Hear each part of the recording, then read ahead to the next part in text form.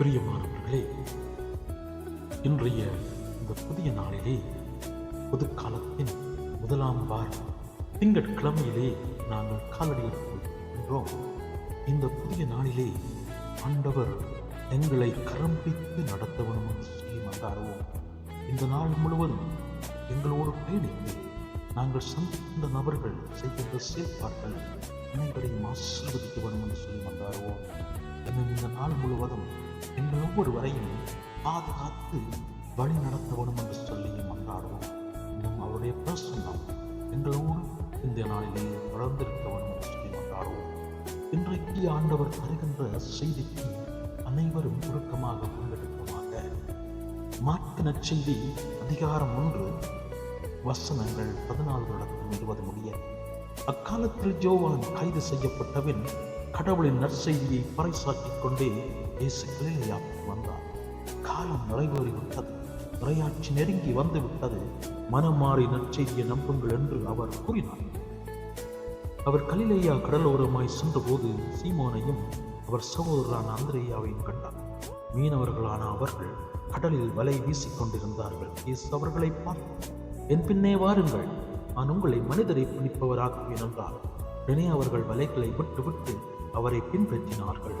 பின்னர் சற்று அப்பால் சென்றபோது செபதேயுவின் மகன் யாக்கோபை அவர் சகோதரரான யோவானை இயேசு கண்டார்.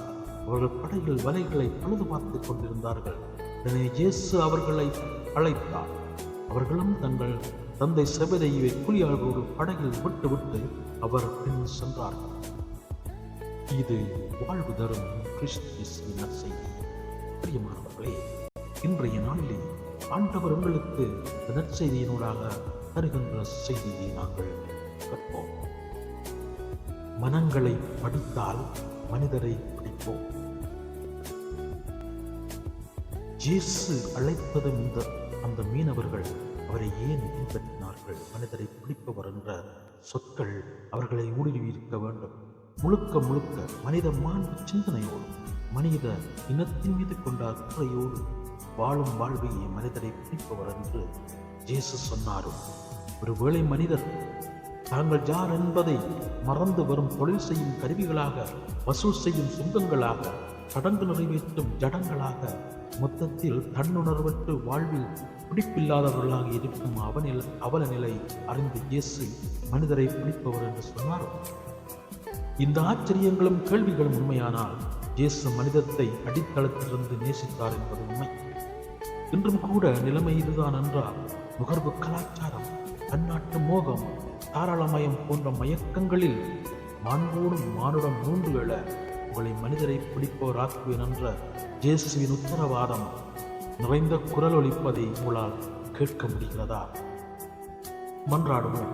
இந்த புதிய நாள் முழுவதும் ஆண்டவர் எங்களோடு சேர்ந்து பயணித்து எங்கள் ஒவ்வொருவரையும் வழிநடத்த வேண்டும் என்று சொல்லியும் அவருடைய வார்த்தைகளை பின்பற்றி அவரை பின்தொடர, அவருடைய பிரசன்னத்தை பின்தொடர, அவருடைய வார்த்தைகளை பின்தொடர நாங்கள் இன்றைய நாளிலே, புதிய நாளிலே நாங்கள் முயற்சிப்போமாக.